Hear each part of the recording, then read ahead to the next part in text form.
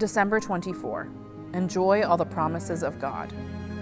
But you, O Bethlehem, you are too little to be among the clans of Judah. From you shall come forth for me one who is to be the ruler in Israel, whose coming forth is from of old, from ancient days.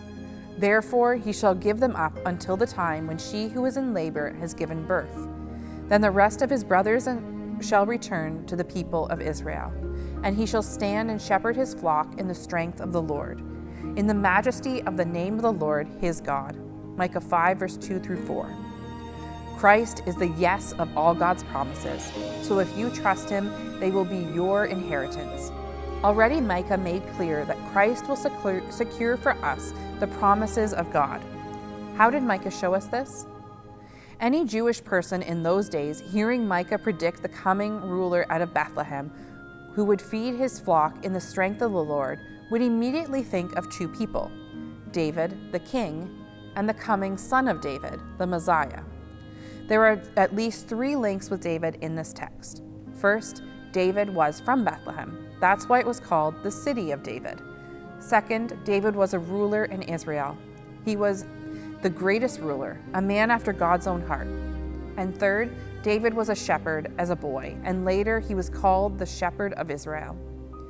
The point of these three links with David is this. Micah is reasserting the certainty of God's promise to David. Recall from 2 Samuel 7, verses 12 through 17, that God said to David, I will raise up your offspring after you, who shall come from your body, and I will establish his kingdom. He shall build a house for my name, and I will establish the throne of his kingdom forever. And your house and your kingdom shall be made sure forever before me. Your throne shall be established forever.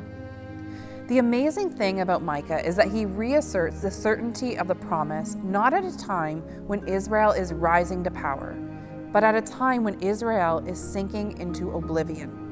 The northern kingdom is destroyed, and the southern kingdom will come under the judgment of God. The promises of God looked impossible.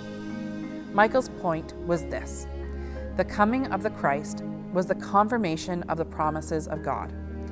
Here's the way Paul put it in Romans 15, verse 8. Christ became a servant to the circumcised to show God's truthfulness, in order to confirm the promises given to the patriarchs. Or as he said in 2 Corinthians 1, verse 20, all the promises of God find their yes in him. If you are in him by faith, you will inherit all the promises of God. Micah's prediction became true in Jesus, and thus all the promises were confirmed. God has told the truth. Christmas is God's great confirmation of all his promises. If Christ has come, God is true.